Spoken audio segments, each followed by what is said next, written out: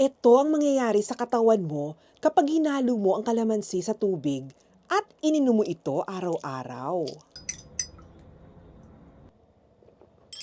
Una, natural detox ito. Ang calamansi water ay tumutulong mag-flush out ng toxins sa katawan. Kaya kung madalas kang bloated, pagod, o parang mabigat ang pakiramdam, ito na ang simpleng panlaban mo. Pangalawa, pampalakas ng immune system. Dahil puno ito ng vitamin C, tinutulungan itong labanan ng ubo, sipon at iba pang sakit. Perfect sa panahong pabago-bago ang panahon. Pangatlo, nakakatulong sa digestion. Kung mahina ang tiyan mo o madalas kang constipated, calamansi water sa umaga bago kumain. Malaking tulong yan. Pang-apat, nakakaganda ng balat. Vitamin C plus hydration, glowing skin. Kaya hindi mo na kailangang gumastos sa mga mamahaling skincare.